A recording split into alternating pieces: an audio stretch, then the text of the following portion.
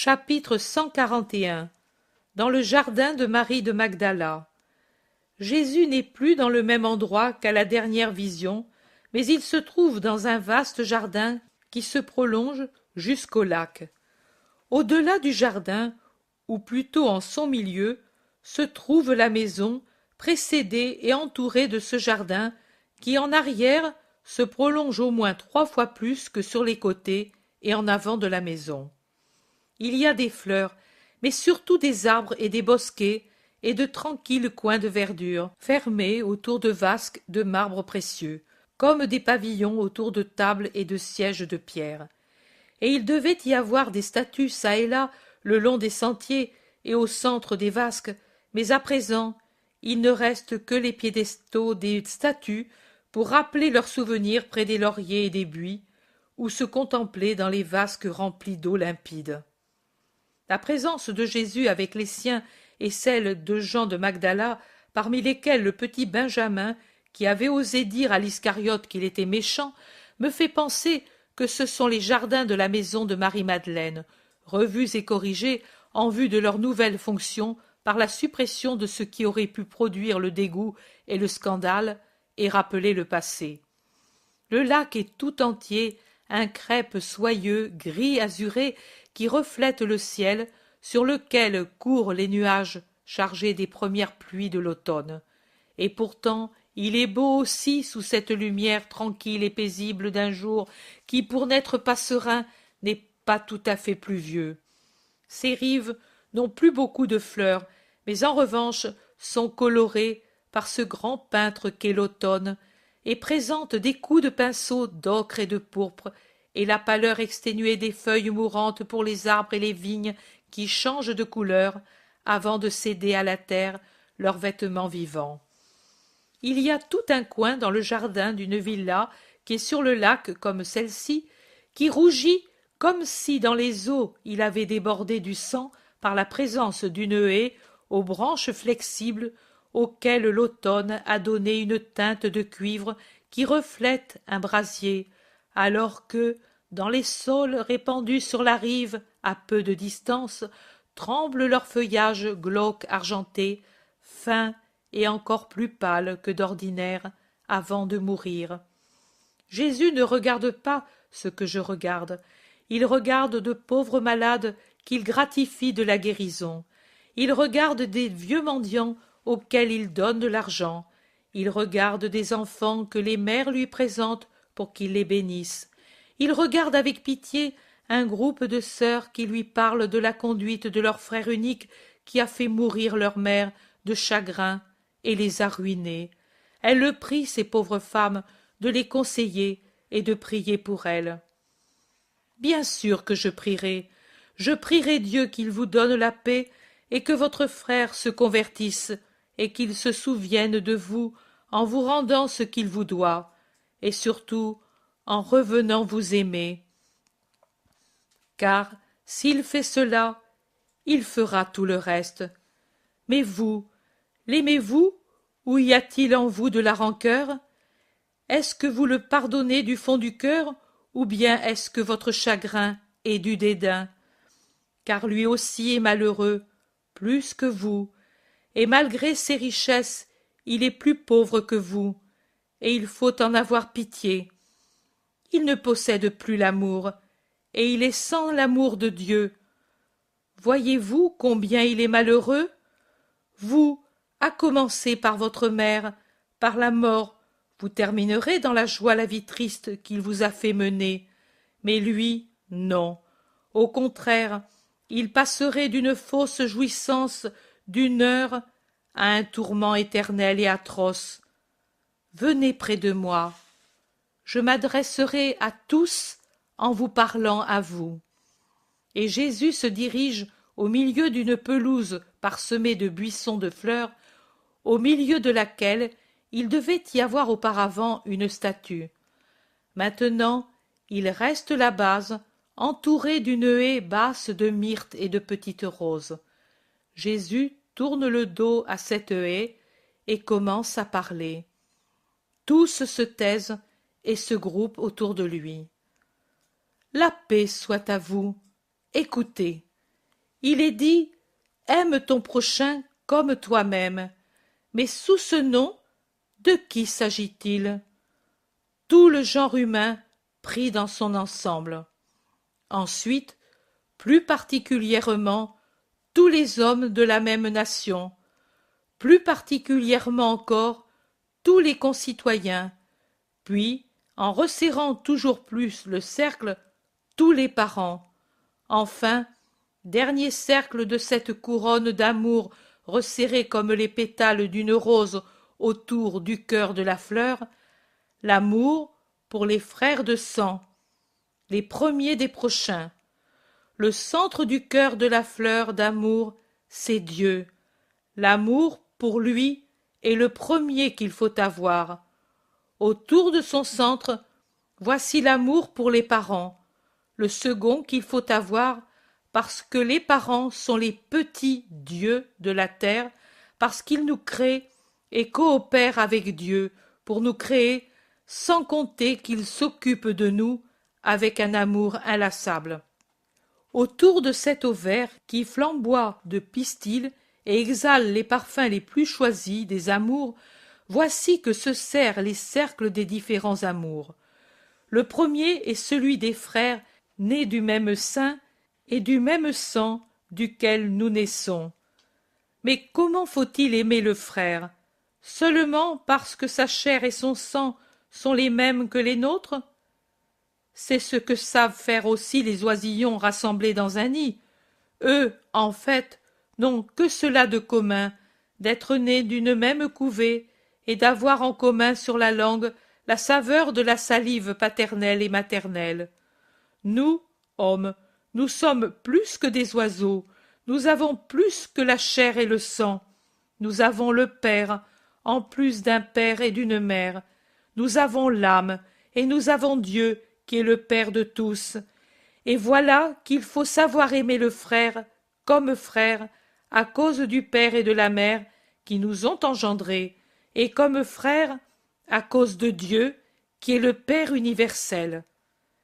L'aimer par conséquent d'un amour spirituel en plus de l'amour charnel, l'aimer non seulement à cause de la chair et du sang, mais à cause de l'esprit que nous avons en commun. Aimer, comme il se doit, l'esprit plus que la chair de notre frère, car l'esprit est plus que la chair, parce que le Dieu Père est plus que l'homme Père, parce que la valeur de l'esprit est au-dessus de la valeur de la chair, parce que notre frère serait beaucoup plus malheureux de perdre le Dieu Père que l'homme Père. La privation du Père homme est déchirante, mais ne rend qu'à moitié orphelin. Elle ne blesse que ce qui est terrestre, notre besoin d'aide et de caresses. Mais l'esprit, s'il sait croire, n'est pas blessé par la mort du Père. Au contraire, pour le suivre là où le juste se trouve, l'esprit du Fils monte comme attiré par la force de l'amour. Et en vérité, je vous dis que cela est amour, amour de Dieu et du Père, monté par son esprit au lieu où réside la sagesse. Il monte vers ces lieux où Dieu est plus proche et agit avec une plus grande droiture parce que ne lui manque pas l'aide véritable que sont les prières du Père qui maintenant sait aimer complètement. Le frein que lui donne la certitude que maintenant son Père voit mieux que pendant sa vie les œuvres de son Fils, le désir de pouvoir le retrouver moyennant une vie sainte. C'est pour cela qu'il faut se préoccuper davantage de l'esprit que du corps de son propre frère. Ce serait un bien pauvre amour, celui qui s'adresse seulement à ceux qui périssent en négligeant ce qui ne périt pas, et qui, si on le néglige, peut perdre la joie éternelle. Trop nombreux sont ceux qui se fatiguent pour des choses inutiles, qui s'épuisent pour ce qui n'a qu'un intérêt relatif, en perdant de vue ce qui est vraiment nécessaire. Les vraies sœurs, les bons frères, ne doivent pas seulement se préoccuper de garder en ordre les vêtements, de tenir prêts les repas ou d'aider leurs frères par leur travail, mais ils doivent se pencher sur leurs esprits, en écouter les voix, en percevoir les défauts, et avec une affectueuse patience peiner pour leur donner un esprit qui respire la santé et la sainteté.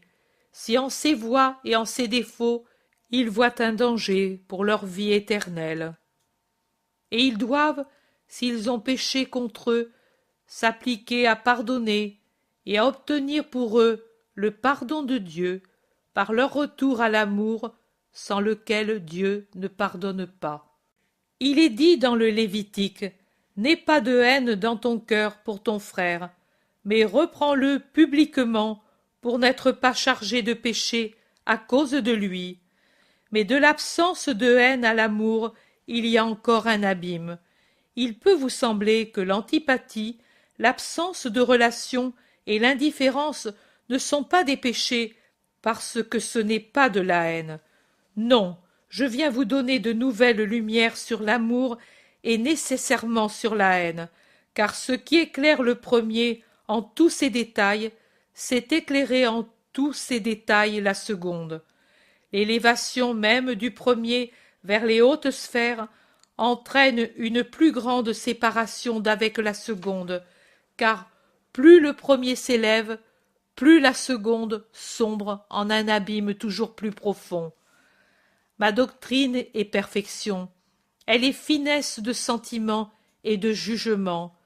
C'est la vérité sans métaphore ni périphrase. Et je vous dis que l'antipathie, l'absence de relation et l'indifférence sont déjà de la haine, simplement parce qu'elles ne sont pas de l'amour. Le contraire de l'amour est la haine. Pouvez-vous donner un autre nom à l'antipathie? Au détachement d'un être? À l'indifférence? Celui qui aime a de la sympathie pour celui qu'il aime. Donc, celui qui a de l'antipathie ne l'aime plus. Celui qui aime, même si la vie l'éloigne matériellement de l'aimer, continue de lui être proche par l'esprit. Donc, si quelqu'un se sépare d'un autre par l'esprit, il ne l'aime plus. Celui qui aime n'a jamais d'indifférence pour l'aimer, mais au contraire, tout ce qui se rapporte à lui l'intéresse. Si donc quelqu'un est indifférent pour un autre, c'est signe qu'il ne l'aime plus. Vous voyez donc que ces trois choses sont des ramifications d'une même plante, celle de la haine. Or, qu'arrive-t-il dès que quelqu'un que nous aimons nous offense? 90 fois sur 100, si la haine n'arrive pas, c'est l'antipathie, l'éloignement ou l'indifférence qui surviennent. Non, n'agissez pas ainsi, ne glacez pas votre cœur par ces trois formes de la haine. Aimez. Mais vous vous demandez, comment le pouvons-nous? Je vous réponds, comme le peut Dieu qui aime même celui qui l'offense, un amour douloureux, mais toujours bon. Vous dites, et comment allons-nous faire? Je donne la loi nouvelle sur les rapports avec le frère coupable, et je dis, si ton frère t'offense, ne l'humilie pas en public en le reprenant publiquement, mais pousse ton amour à cacher la faute du frère aux yeux du monde, car tu en auras grand mérite aux yeux de Dieu en coupant par amour toute satisfaction à ton orgueil. Oh, comme il plaît à l'homme de faire savoir qu'il a été offensé et qu'il en a souffert. Il s'en va comme un mendiant fou, non pas pour demander une obole d'or au roi, mais il s'en va vers d'autres seaux et des gueux, comme lui demander des poignées de cendre et du fumier, et des gorgées de poison brûlant. C'est ce que le monde donne à celui qui a été offensé, et qui s'en va, se plaignant et quémandant du réconfort. Dieu, le roi, donne de l'or pur à celui qui, offensé mais sans rancœur, ne va pleurer qu'à ses pieds sa douleur, et à lui demander, à lui, à l'amour et à la sagesse, un réconfort d'amour et un enseignement pour une contingence pénible. Si donc vous voulez du réconfort, allez à Dieu et agissez avec amour. Moi, je vous le dis, en corrigeant la loi ancienne. Si ton frère a péché contre toi, va, reprends-le en particulier, entre lui et toi seul. S'il t'écoute, tu as de nouveau gagné ton frère, et en même temps tu as gagné tant de bénédictions de Dieu. Et si ton frère ne t'écoute pas, mais te repousse, entêté dans sa faute, toi, pour qu'on ne dise pas que tu es complice de la faute ou indifférent au bien spirituel de ton frère, prends avec toi 2 ou 3 témoins sérieux, bons, sûrs, et reviens avec eux vers ton frère, et en leur présence répète avec bienveillance tes observations, afin que les témoins puissent de leur bouche dire que tu as fait tout ce que tu as pu pour corriger saintement ton frère. Car c'est le devoir d'un bon frère, puisque le péché qu'il a commis à ton égard est une blessure pour son âme, et que tu dois te préoccuper de son âme. Si cela aussi ne sert à rien, fais-le savoir à la synagogue, pour qu'elle le rappelle à l'ordre au nom de Dieu. S'il ne se corrige même pas dans ce cas, et s'il repousse la synagogue ou le temple comme il t'a repoussé, considère-le comme un publicain et un païen. Cela faites-le avec ceux qui sont vos frères par le sang, ou ceux qui vous sont liés par une fraternité d'amour, car même avec votre prochain le plus éloigné, vous devez agir avec sainteté, sans avidité, sans être inexorable, sans haine. Et quand ce sont des différends pour lesquels il est nécessaire de s'adresser au juge et que tu y vas avec ton adversaire, moi je te dis, ô homme, qui souvent te trouve par ta faute dans une plus mauvaise situation, de t'efforcer, pendant que tu es en chemin, de te réconcilier avec lui, que tu aies tort ou raison, car la justice humaine est toujours imparfaite, et généralement l'astuce l'emporte sur la justice, et le coupable pourrait passer pour innocent, et toi innocent pour coupable. Et alors il t'arriverait non seulement de ne pas voir reconnu ton droit, mais de perdre aussi ton procès, et alors que tu es innocent, d'être considéré comme coupable de diffamation, et alors le juge t'enverrait à l'exécuteur de justice qui ne te laisserait pas aller tant que tu n'aurais pas payé le dernier centime. Sois conciliant. Ton orgueil en souffre? Très bien.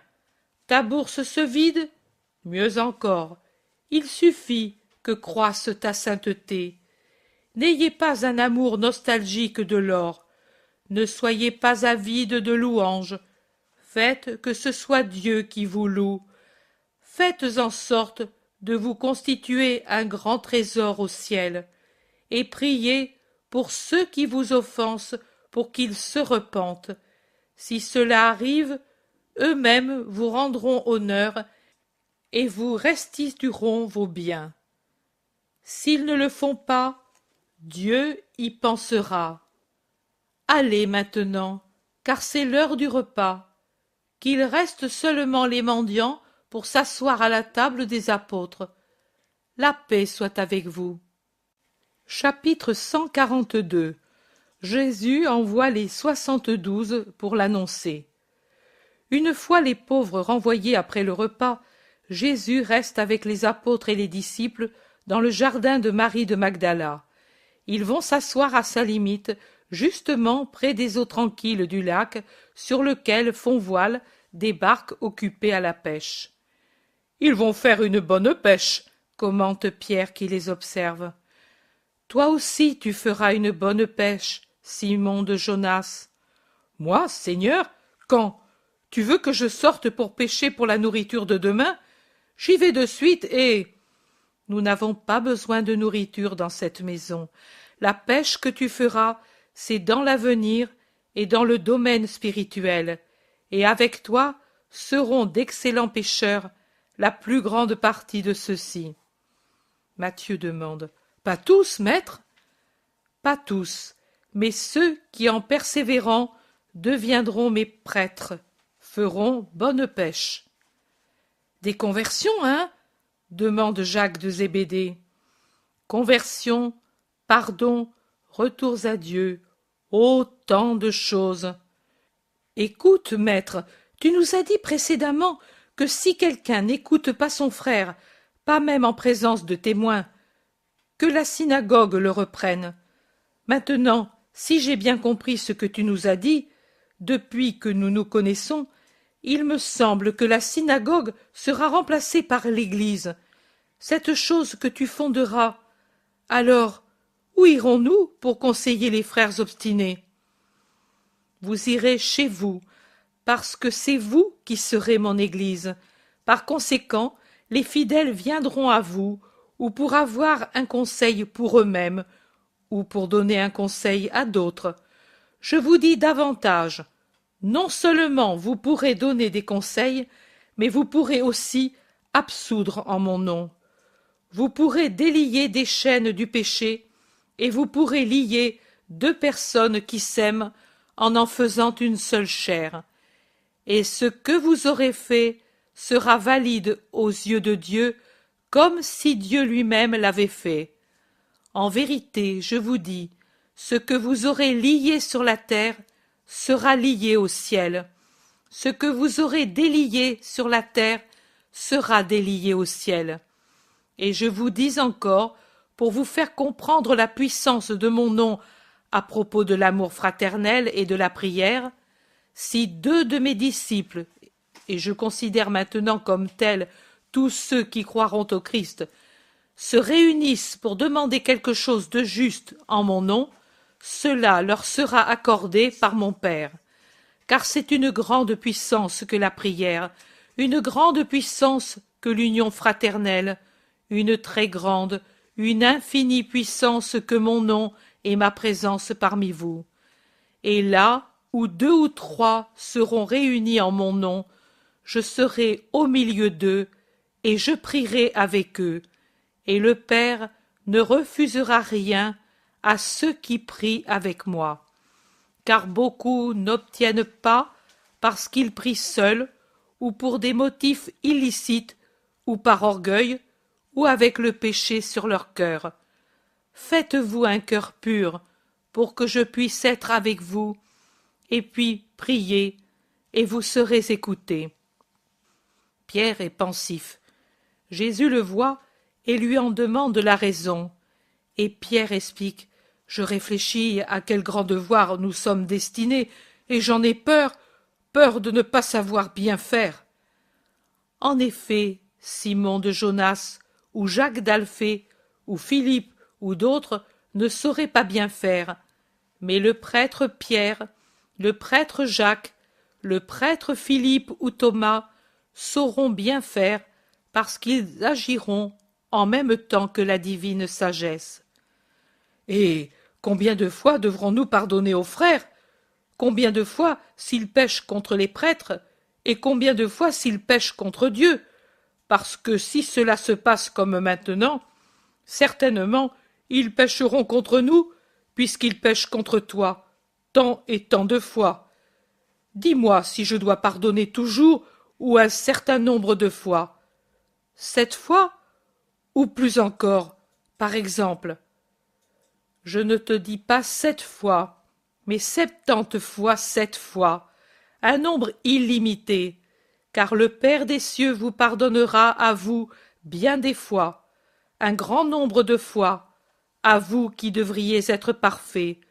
Et comme il se comporte avec vous, vous devez aussi vous comporter, parce que vous représenterez Dieu sur la terre. D'ailleurs, écoutez, je vais vous raconter une parabole qui sera utile à tous. Et Jésus, qui était entouré des seuls apôtres en un endroit enclos par des buis, se dirige vers les disciples qui sont de leur côté respectueusement groupés sur un emplacement agrémenté d'une vasque pleine d'une eau limpide. Le sourire de Jésus et comme un signal qu'il va parler. Et pendant que lui va, de son pas lent et allongé, avec lequel il fait beaucoup de chemin en peu de temps, et donc sans hâte, eux se réjouissent tous, et comme des enfants autour de quelqu'un qui leur fait plaisir, ils l'entourent en formant un cercle. Une couronne de visages attentifs jusqu'à ce que Jésus se place contre un grand arbre et commence à parler. Ce que j'ai d'abord dit au peuple doit être perfectionné pour vous qui êtes choisis parmi eux. Il m'a été demandé par l'apôtre Simon de Jonas, combien de fois je dois pardonner? À qui? Pourquoi? Je lui ai répondu en particulier. Et maintenant je répète pour tous ma réponse, parce qu'il est juste que vous le sachiez désormais.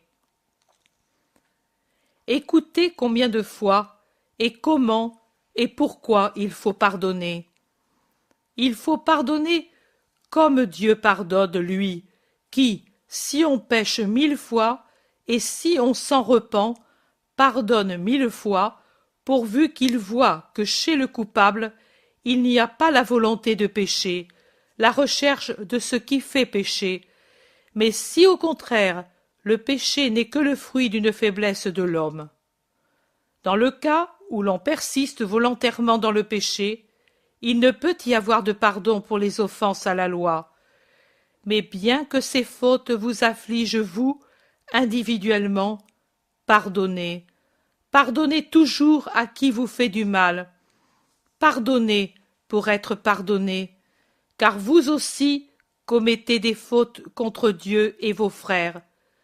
Le pardon ouvre le royaume des cieux, tant à celui qui reçoit le pardon qu'à celui qui l'accorde. Cela ressemble à ce fait survenu entre un roi et ses serviteurs. Un roi voulut faire ses comptes avec ses serviteurs. Il les appela donc l'un après l'autre, en commençant par ceux du plus haut rang.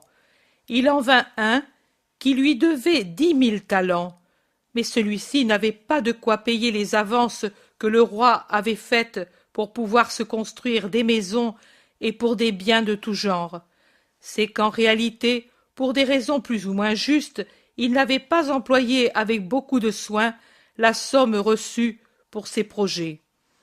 Le roi maître, indigné de sa paresse et de son manque de parole, commanda qu'il fût vendu, lui, sa femme, ses enfants et tout ce qu'il avait, jusqu'à ce qu'il eût payé sa dette. Mais le serviteur se jeta aux pieds du roi, et il le priait avec des larmes et des supplications. « Laisse-moi aller, et encore un peu de patience, et je te rendrai tout ce que je te dois, jusqu'au dernier denier. » Le roi, ému par tant de douleur, c'était un bon roi, non seulement consentit à sa demande, mais ayant su que parmi les causes de son peu de soin et de l'inobservation des échéances, il y avait aussi les maladies, en arriva à lui faire remise de sa dette. Le sujet s'en alla heureux. En sortant de là, pourtant, il trouva sur son chemin un autre sujet, un pauvre sujet auquel il avait prêté 100 deniers pris sur les 10 000 talents qu'il avait eus du roi. Persuadé de la faveur du souverain, il se crut tout permis, et ayant saisi le malheureux à la gorge, il lui dit « Rends-moi tout de suite ce que tu me dois. » Inutilement, l'homme se courba en pleurant pour lui baiser les pieds, en gémissant « Aie pitié de moi, qui ai tant de malheur, et encore un peu de patience, et je te rendrai tout, jusqu'à la dernière piécette. » Le serviteur impitoyable appela les soldats et fit conduire le malheureux en prison pour le décider à le payer, sous peine de perdre la liberté ou même la vie. La chose fut connue par les amis du malheureux qui, tout contristés, allèrent la rapporter au roi et maître. Ce dernier, informé, ordonna de lui amener le serviteur impitoyable et le regardant sévèrement, il lui dit « Mauvais serviteur, moi je t'avais aidé précédemment pour que tu deviennes miséricordieux puisque je t'avais rendu riche et que je t'ai aidé encore en te remettant ta dette pour laquelle tu m'avais tant demandé de patienter. Tu n'as pas eu pitié d'un de tes semblables, alors que moi, le roi, j'en avais tant eu pour toi. Pourquoi n'as-tu pas fait ce que j'ai fait pour toi? Et indigné, il le remit au gardien de prison pour qu'il le gardasse jusqu'à ce qu'il eût tout payé, en disant: comme il n'a pas eu pitié de quelqu'un qui lui devait bien peu, alors que moi qui suis roi ai eu tant pitié de lui, de la même façon qu'il ne bénéficie pas de ma pitié. De la même façon, mon père agira avec vous si vous êtes impitoyable pour vos frères, si vous, ayant tant reçu de Dieu, devenez coupable plus que ne l'est un simple fidèle. Rappelez-vous que vous avez l'obligation d'être plus que tous les autres sans faute. Rappelez-vous que Dieu vous avance un grand trésor, mais il veut que vous lui en rendiez compte. Rappelez-vous que personne comme vous ne doit savoir pratiquer l'amour et le pardon. Ne soyez pas des serviteurs qui, pour vous, exigez beaucoup et puis ne donnez rien à ceux qui vous demandent. Comme vous faites, ainsi on vous fera.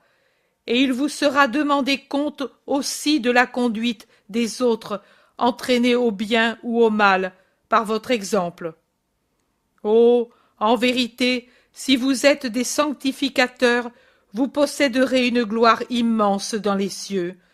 Mais de la même façon, si vous êtes cause de la perversion, ou même seulement paresseux dans le travail de sanctification, vous serez durement punis. Je vous le dis encore une fois, si quelqu'un de vous ne se sent pas le courage d'être victime de sa propre mission, qu'il s'en aille, mais qu'il n'y manque pas. Et je dis qu'il n'y manque pas dans les choses vraiment ruineuses pour sa propre formation et celle d'autrui. Et qu'il sache avoir Dieu pour ami, en ayant toujours au cœur le pardon pour les faibles. Alors voilà qu'à chacun de vous qui sait pardonner, il sera par le Dieu Père donné le pardon. Le séjour est terminé, le temps des tabernacles est proche. Ceux auxquels j'ai parlé en particulier ce matin, à partir de demain, iront en me précédant et en m'annonçant aux populations. Que ceux qui restent ne se découragent pas. J'ai gardé certains d'entre eux pour une raison de prudence, non par mépris à leur égard. Ils vont rester avec moi, et bientôt je les enverrai comme j'envoie les 72 premiers. La moisson est abondante, et les ouvriers sont toujours peu nombreux pour le travail à faire. Il y aura donc du travail pour tous, et ils n'y suffiront pas encore. Donc, sans jalousie, priez le maître de la moisson qu'il envoie toujours de nouveaux ouvriers pour sa moisson. Pour le moment, allez, les apôtres et moi, en ces jours de repos, nous avons complété votre instruction pour le travail que vous avez à faire en répétant ce que j'ai dit avant d'envoyer les 12. L'un de vous m'a demandé: mais comment je guérirai en ton nom? Guérissez d'abord l'esprit. Promettez aux infirmes le royaume de Dieu s'ils savent croire en moi, et, après avoir vu en eux la foi, commandez à la maladie de s'en aller, et elle s'en ira. Et agissez ainsi pour ceux qui ont l'esprit malade. Allumez tout d'abord la foi. Par une parole assurée, communiquez l'espérance. Je viendrai à mon tour mettre en eux la divine charité, comme je l'ai mise dans votre cœur, après que vous avez cru en moi et espéré en ma miséricorde. Et n'ayez peur ni des hommes, ni du démon. Ils ne vous feront pas de mal. Les seules choses que vous devez craindre, ce sont la sensualité, l'orgueil, la cupidité. Par elles, vous pourriez vous livrer à Satan et aux hommes Satan qui existe aussi. Allez donc en me précédant sur les routes du Jourdain. Arrivés à Jérusalem, allez rejoindre les bergers dans la vallée de Bethléem, et venez me trouver avec eux à l'endroit que vous savez. Ensemble, nous célébrerons la fête sainte en revenant ensuite plus affermis que jamais à notre ministère. Allez en paix. Je vous bénis au nom saint du Seigneur. Chapitre 143. La rencontre avec Lazare au champ des Galiléens. Le fameux champ des Galiléens, je crois que c'est le sens de la parole dont s'est servi Jésus pour indiquer le lieu de rendez-vous aux 72 disciples envoyés en avant, n'est autre qu'une partie du mont des Oliviers plus proche de la route de Béthanie, et même cette dernière y passe. Et c'est aussi précisément le lieu où, dans une vision lointaine, j'ai vu camper Joachim et Anne avec Alphée, alors tout petit, près d'autres cabanes de branchage au tabernacle qui précédèrent la conception de la Vierge. Le mont des Oliviers a un sommet arrondi. Tout est doux sur ce mont, les montées, les panoramas, le sommet. Il respire réellement la paix, enveloppé comme il l'est, d'oliviers et de silence. Pas en ce moment, car il y a un fourmillement de gens occupés à faire les cabanes. Mais d'habitude, c'est vraiment un lieu de repos, de méditation. À sa gauche, pour qui regarde en se tournant vers le nord, il y a une légère dépression et puis une nouvelle cime encore moins en pente que celle de l'Oliveraie. C'est ici, sur ce plateau, que campent les Galiléens. Je ne sais si c'est un usage religieux et désormais séculaire, ou si c'est par suite d'un ordre romain, dans le but d'éviter des désaccords avec les Juifs ou des habitants d'autres régions, peu courtois avec les Galiléens. Cela, je ne le sais pas. Je sais que je vois beaucoup de Galiléens, parmi lesquels Alphée de Sarah de Nazareth, Jude, le vieux propriétaire près du lac de Méron, le chef de synagogue Jaïr, et d'autres qui sont de Bethsaïda, Capharnaüm et d'autres villes de Galilée, mais dont je ne connais pas le nom. Jésus indique la place à occuper pour leur cabane exactement à la limite orientale du champ des Galiléens. Les apôtres, avec quelques disciples parmi lesquels le prêtre Jean et le scribe Jean, le chef de synagogue Timon et en plus Étienne, Hermasté, Joseph d'Emmaüs, Abel de Bethléem de Galilée, s'occupent de construire les cabanes. Ils y sont occupés et Jésus est en train de parler avec des enfants de Capharnaüm qui se serrent autour de lui en lui demandant 100 choses et en lui en confiant 100 autres, lorsque du chemin qui vient de Béthanie arrive Lazare avec son inséparable Maximin. Jésus a le dos tourné et ne le voit pas venir, mais par contre l'Iscariote le voit et prévient le maître qui plante là les enfants et va en souriant vers l'ami.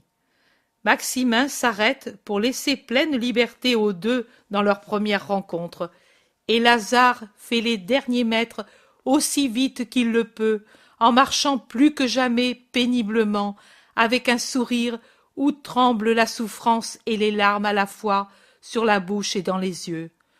Jésus lui ouvre les bras, et Lazare tombe sur son cœur dans une grande crise de larmes.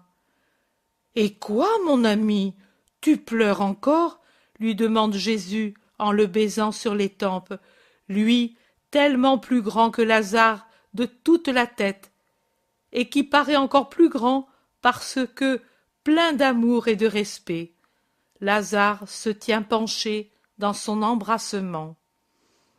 Finalement, Lazare lève la tête et dit « Je pleure, oui, je t'ai donné l'an dernier les perles de mes tristes pleurs. Il est juste que tu aies les perles de mes pleurs de joie. Ô maître, mon maître, je crois qu'il n'y a pas de chose plus humble et plus sainte que des larmes de joie. Et je te les donne pour te dire merci pour ma Marie qui maintenant n'est plus qu'une douce petite, heureuse, sereine, pure, bonne. Oh, bien meilleure encore que quand elle était une fillette.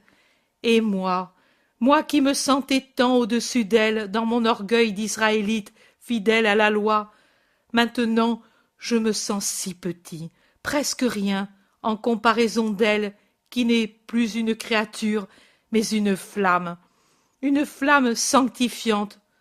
Moi, je ne puis comprendre où elle trouve la sagesse, les paroles, les actes qu'elle trouve et qui édifient toute la maison. Moi, je la regarde comme on regarde un mystère. Mais comment tant de feu, tant de gemmes pouvaient-ils être cachés sous tant d'ordures et y vivre à leur aise? Ni moi, ni Marthe ne nous élevons où elle s'élève.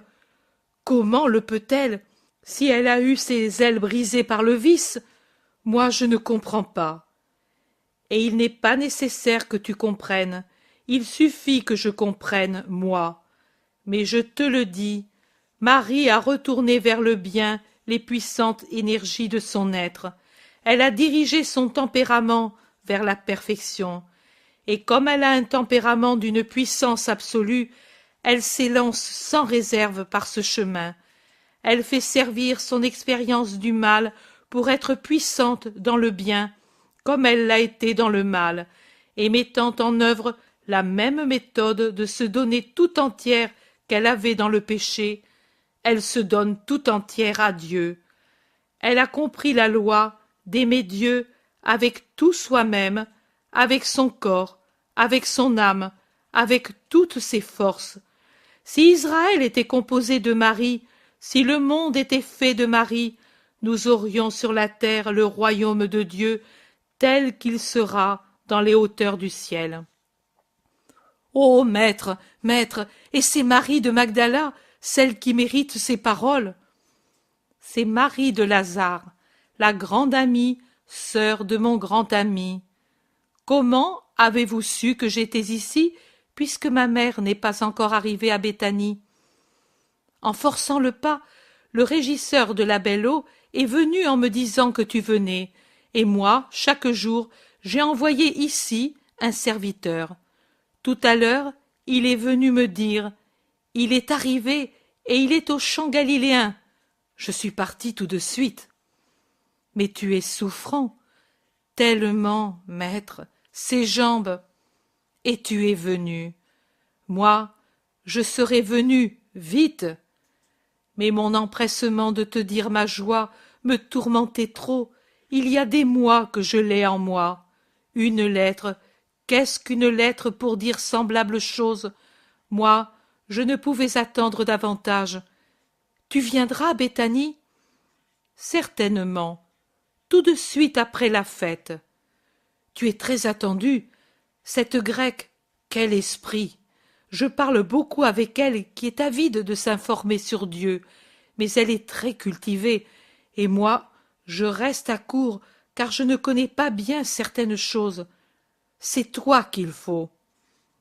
Et je viendrai. Maintenant, allons trouver Maximin, et ensuite je te prie d'être mon hôte. Ma mère te verra avec joie, et tu te reposeras. Sous peu, elle va venir avec l'enfant. Et Jésus rejoint Maximin, qui s'agenouille pour le saluer. Chapitre 144. Les 72 rapportent à Jésus ce qu'ils ont fait. Au cours du long crépuscule d'une sereine journée d'octobre, les 72 disciples reviennent avec Élie, Joseph et Lévi. Fatigués, couverts de poussière, mais si heureux. Les trois bergers, heureux d'être désormais libres de servir le Maître, heureux aussi d'être, après tant d'années de séparation, réunis à leurs compagnons d'autrefois. Heureux, les 72, d'avoir bien exercé leur première mission. Les visages brillent davantage que les petites lampes qui éclairent les cabanes construites pour ce nombreux groupe de pèlerins. Au milieu se trouve celle de Jésus, et dessous Marie avec Marc-Jam qui l'aide à préparer le souper. Autour, les cabanes des apôtres. Marie d'Alphée est dans celle de Jacques et Jude, dans celle de Jean et de Jacques, Marie Salomé avec son mari. Dans celle d'à côté, il y a Suzanne avec son mari, qui n'est pas apôtre ni officiellement disciple, mais qui doit avoir fait valoir son droit d'y rester, étant donné qu'il a permis à sa femme d'appartenir tout entière à Jésus. Puis, autour, les cabanes des disciples, de ceux qui ont une famille et de ceux qui n'en ont pas. Et ceux qui sont seuls, et ce sont les plus nombreux, se réunissent avec un ou plusieurs compagnons. Jean d'Andorre est avec le solitaire Hermasté, mais il a cherché d'être le plus près possible de la cabane de Jésus, de sorte que Margiam va souvent le trouver, lui apportant une chose ou une autre, ou le réjouissant par ses réflexions d'enfant intelligent qui est heureux d'être avec Jésus, Marie et Pierre, et d'être à une fête. Après le souper, Jésus se dirige vers les pentes de l'Oliveraie et les disciples le suivent en masse. Isolés du bruit et de la foule, après avoir prié en commun, ils font à Jésus une relation plus développée que celle qu'ils avaient pu faire auparavant au milieu des allants et venants. Ils sont étonnés et joyeux lorsqu'ils disent « Sais-tu, maître, que non seulement les malades, mais les démons aussi nous ont été soumis par la force de ton nom? Quelle affaire, maître! Nous, pauvres hommes, seulement parce que tu nous as envoyés, nous pouvions délivrer l'homme de la puissance redoutable d'un démon? » Et ils racontent les nombreux faits arrivés ici et là. C'est d'un seul qu'ils disent « Les parents, ou plutôt la mère et les voisins, nous l'ont amené de force, mais le démon s'est moqué de nous en disant « Je suis revenu ici par sa volonté, après que Jésus de Nazareth m'avait chassé, et je ne le lâche plus parce qu'il m'aime plus que votre maître et qu'il m'a recherché. » Et d'un seul coup, avec une force indomptable, il arracha l'homme à celui qui le tenait et le jeta en bas d'un escarpement. Nous sommes accourus pour voir s'il s'était cassé quelque chose. Mais non, il courait comme une jeune gazelle en disant des blasphèmes et des moqueries qui ne sont vraiment pas de cette terre. La mère nous fit pitié. Mais lui, oh, le démon peut-il agir ainsi? Il peut faire cela, et même davantage, dit Jésus attristé. Peut-être si tu avais été là. Non, je le lui avais dit, va et n'aie pas la volonté de retomber dans ton péché. Il l'a voulu. Il savait qu'il voulait le mal, et il l'a voulu. Il est perdu. Différent est celui qui devient possédé par suite de son ignorance primitive, et celui qui se livre à la possession, sachant qu'en agissant ainsi, il se vend de nouveau au démon. Mais ne parlez pas de lui, c'est un membre retranché, sans espoir, c'est un volontaire du mal. Louons plutôt le Seigneur pour les victoires qu'il vous a données. Je connais le nom du coupable, et je connais les noms de ceux qui sont sauvés. Je voyais Satan tomber du ciel comme la foudre, grâce à vous et à mon nom, parce que j'ai vu aussi vos sacrifices, vos prières, l'amour avec lequel vous alliez vers les malheureux pour faire ce que je vous avais dit de faire. Vous avez agi avec amour, et Dieu vous a béni. D'autres feront ce que vous faites, mais le feront sans amour, et ils n'obtiendront pas de conversion. Cependant, ne vous réjouissez pas d'avoir assujetti les esprits, mais réjouissez-vous de ce que vos noms sont écrits au ciel. Ne les enlevez jamais de là. Maître, dit un disciple dont je ne connais pas le nom, quand viendront ceux qui n'obtiendront pas de conversion? Peut-être quand tu ne seras plus avec nous? Non, Agapo, en tout temps. Comment? Même pendant que tu nous instruis et nous aimes? Même alors, et pour ce qui est d'aimer, je vous aimerai toujours, même si vous êtes loin de moi. Mon amour viendra toujours à vous, et vous le sentirez. Oh, c'est vrai, je l'ai éprouvé un soir que j'étais affligée parce que je ne savais que dire à quelqu'un qui m'interrogeait. J'allais m'enfuir honteusement, mais je me suis souvenu de tes paroles. N'ayez pas peur. Elles vous seront données au bon moment, les paroles qu'il faut dire. Et je t'ai invoqué avec mon esprit. J'ai dit, certainement, Jésus m'aime.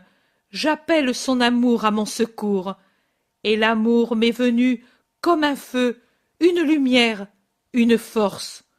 L'homme qui était en face de moi m'observait et ricanait, ironique, en faisant des clins d'œil à ses amis. Il était sûr de triompher dans la discussion. J'ai ouvert la bouche, et c'était comme un flot de paroles qui sortaient joyeusement de ma bouche imbécile. Maître, es-tu réellement venu, ou était-ce une illusion? Moi, je ne sais pas. Je sais qu'à la fin, l'homme, et c'était un jeune scribe, m'a jeté les bras au cou en me disant « Tu es bienheureux, et bienheureux celui qui t'a conduit à cette sagesse. » Et il me semblait désireux de te chercher. Viendra-t-il? La pensée de l'homme est instable, comme un mot écrit sur l'eau, et sa volonté est agitée comme l'aile de l'hirondelle qui volette pour le dernier repas de la journée. Mais toi, prie pour lui. Et oui, c'est moi qui suis venu à toi. Et avec toi m'ont eu Matthias et Timon, et Jean d'Andorre et Simon, et Samuel et Jonas. Les uns m'ont remarqué, les autres pas. Mais j'ai été avec vous, et je serai avec celui qui me sert dans l'amour et la vérité, jusqu'à la fin des siècles. Maître, tu ne nous as pas encore dit si parmi ceux qui sont présents il y aura des personnes sans amour. Il n'est pas nécessaire de le savoir. Ce serait un manque d'amour de ma part de manifester du dédain envers un compagnon qui ne sait pas aimer. Mais y en a-t-il? Cela, tu peux le dire. Il y en a. L'amour est la chose la plus simple, la plus douce et la plus rare qui soit. Et ce n'est pas toujours, même si elle est semée, qu'elle pousse. Mais si nous ne t'aimons pas, nous, qui peut t'aimer? Il y a, pour ainsi dire, de l'indignation parmi les apôtres et les disciples qu'agitent le soupçon et la douleur. Jésus abaisse les paupières sur ses yeux. Il cache même son regard pour ne pas donner une indication.